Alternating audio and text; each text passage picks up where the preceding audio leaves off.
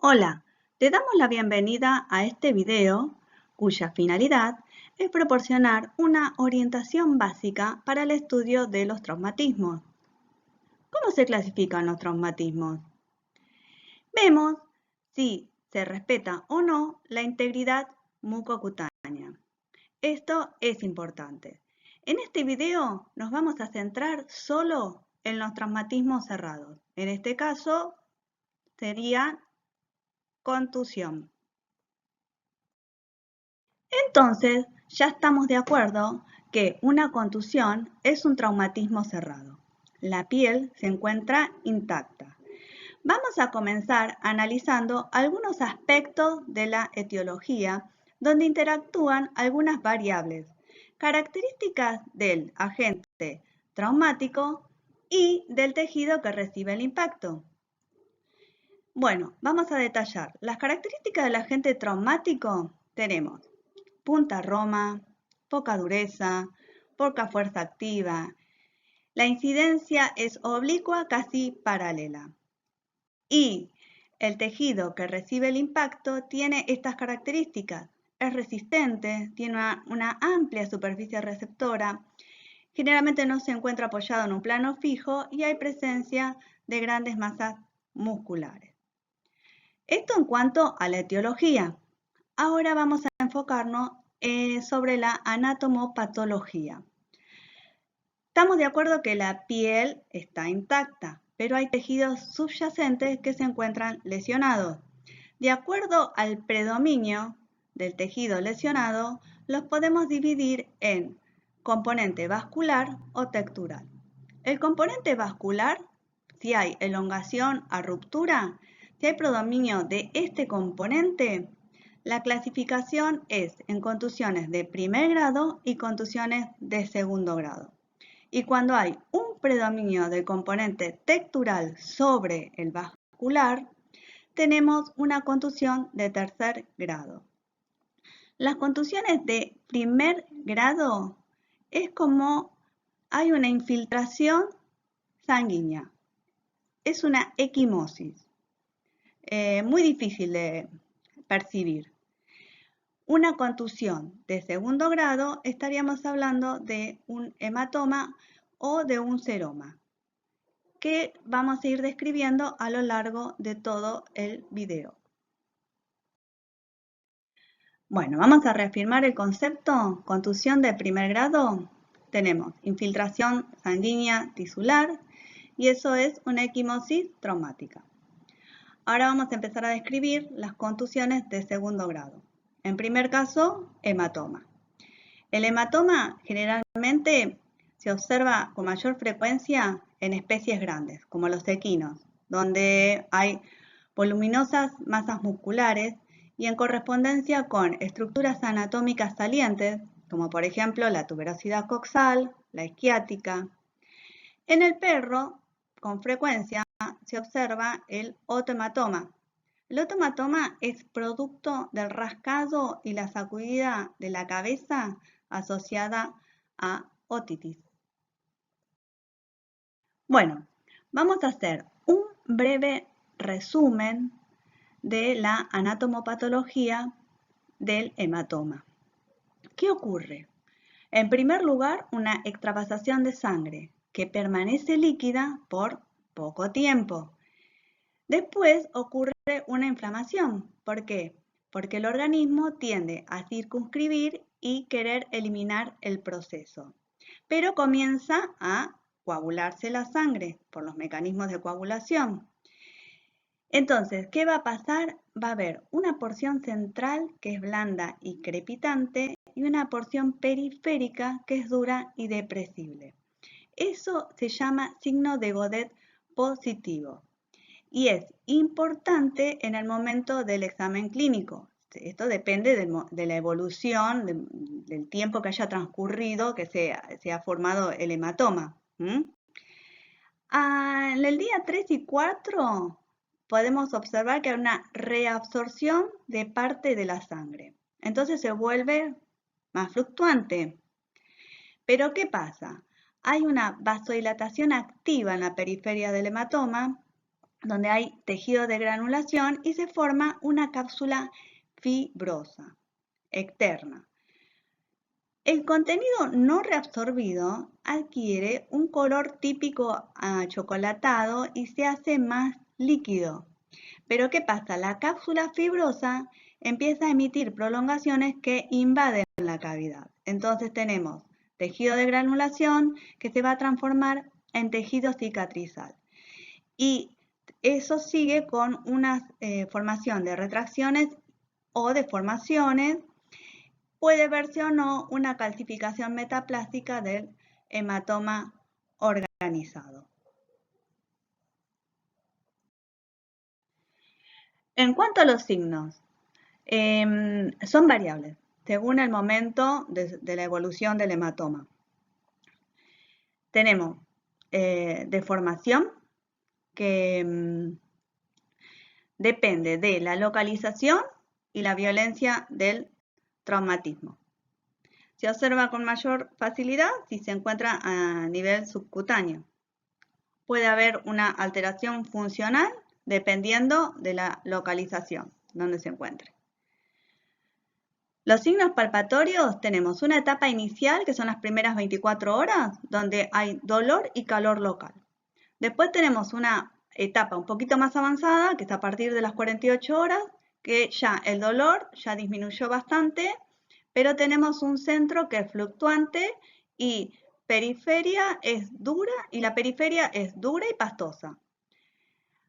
En algunos casos puede haber un hematoma pulsátil, pero cuando hay, es porque se encuentra comprimiendo grandes arterias. En cuanto al diagnóstico diferencial, en la clínica diaria, ¿qué nos va a tocar? Un paciente con una deformación en más. Entonces, nosotros tenemos que determinar si estamos ante la presencia de un hematoma, de un seroma, de un absceso, de neoplasia o de hernia. Bueno, ¿puede haber complicaciones con un hematoma? Sí. Puede ser infección o disfunción permanente. En cuanto a la infección, la sangre extravasada actúa como tejido necrótico y este constituye un caldo de cultivo para los microorganismos que pueden llegar por vía endógena u exógena. Y la disfunción permanente tiene que ver con el tejido cicatrizal. El tratamiento tiene que ver, el criterio general, con evitar la infección, porque ya mencionamos anteriormente que el hematoma crea un foco reaccional en el organismo como cuerpo extraño.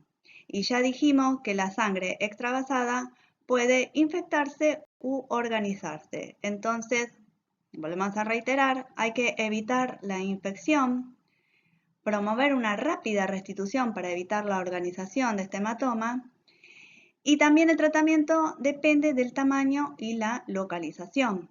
Tenemos hematomas pequeños, medianos y grandes.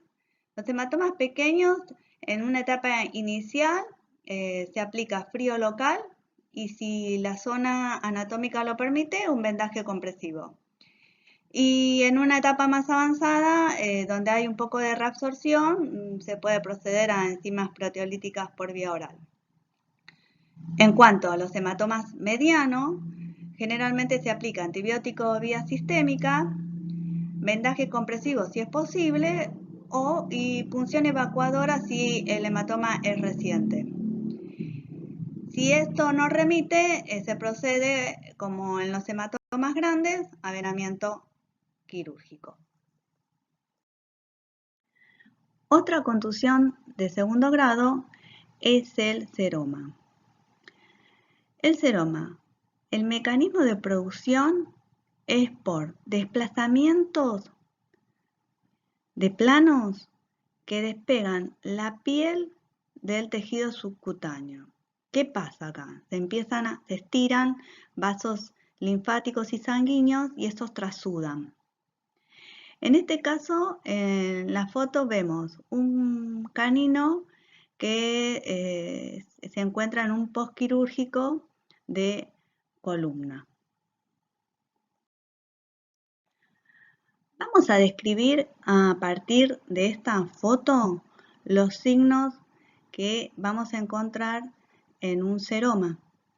Este es un paciente que se encuentra en un postquirúrgico de una fractura de húmero donde el material de osteosíntesis es una fijación externa.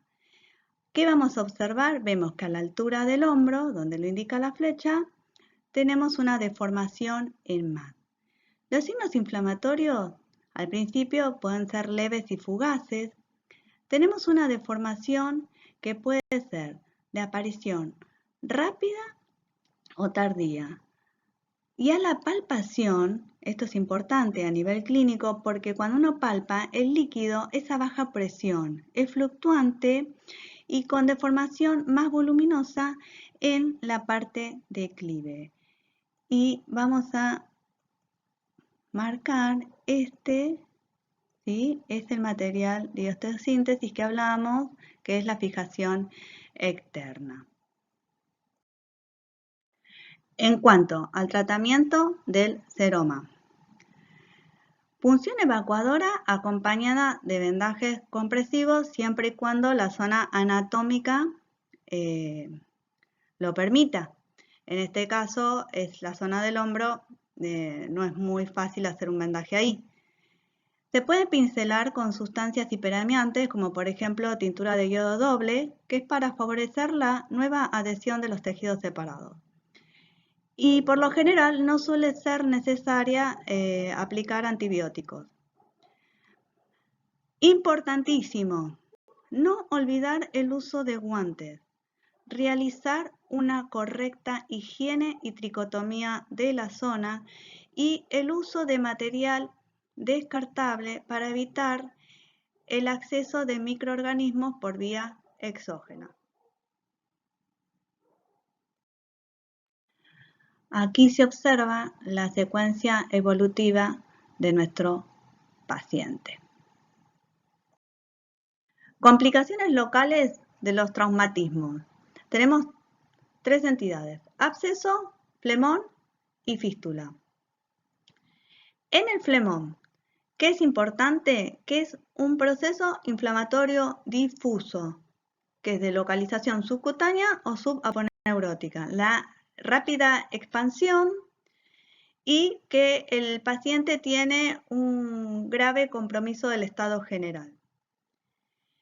En cuanto a fístula, ¿qué es una fístula? Es un trayecto anormal, congénito o adquirido, por el cual fluyen excreciones, secreciones o exudados. Las fístulas pueden ser incompletas o completas, pero en el momento de estudiar esta entidad, el concepto importante es que si en la fístula no se elimina el elemento sostenedor, esta no va a curar completamente. Y ahora sí vamos a enfocarnos a qué es un absceso.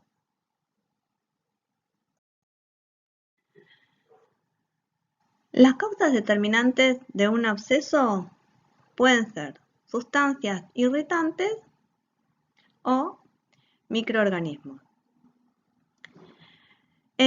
Observemos la foto. ¿Qué hay de extraño? Y tenemos una deformación en más. En este lugar. ¿Cómo podríamos clasificarlos? Y de acuerdo a la localización, superficial o profundo. En este caso podría ser superficial. El origen, no sabemos, puede ser espontáneo o provocado. Y la etiología, infecciosa o no infecciosa. Entonces, cuando llega la consulta, tenemos que realizar una correcta reseña, anamnesis, inspección y luego procedemos a la palpación superficial. En un absceso pueden reconocerse dos partes bien diferenciadas: el continente, saco o pared, y el contenido es el exudado purulento. Vamos a proceder a realizar un esquema de cómo sería desde el interior hacia el exterior. Vamos a tener la membrana fibrinoleucocitaria como una capa interna. Una banda de tejidos de granulación.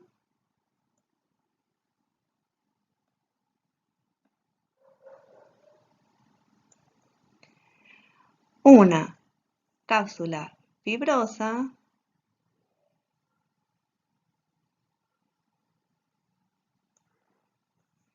Y por fuera, más externamente, tenemos la piel. Y en el interior, el exudado purulento, que al principio es pequeño y a medida que avanza su evolución aumenta de tamaño.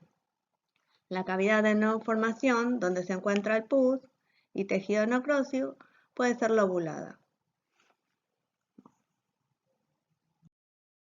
En cuanto a los signos clínicos, ya diferenciamos abscesos superficiales, abscesos profundos. Vamos a detenernos un poco en los signos de los abscesos profundos porque ya los superficiales son los que estuvimos nombrando. Suelen estar relacionados con el órgano involucrado, puede haber hipertermia y modificaciones en la fórmula leucocitaria. Y en cuanto al tratamiento, el tratamiento que aquí establecemos es para un absceso superficial. Hay los abscesos que están en formación, que todavía están sin pus, un antibiótico sistémico local y un absceso formado, bueno, esto favorecer que la maduración con calor y el drenaje, estimular la cicatrización, cirugía. Este es un cuadro orientativo para realizar el diagnóstico diferencial. Hay que tener en cuenta que tanto el hematoma y el seroma son contusiones de segundo grado y el absceso es una complicación local de los traumatismos. Bueno, vemos que todos los temas que hemos hablado durante este video tienen signos de base muy similares. Entonces, lo importante es realizar un correcto y minucioso examen clínico para poder llegar al diagnóstico acertado y a la hora de realizar nuestra toma de decisiones para el tratamiento sea el correcto. De esta manera concluimos con los aspectos básicos de estos temas.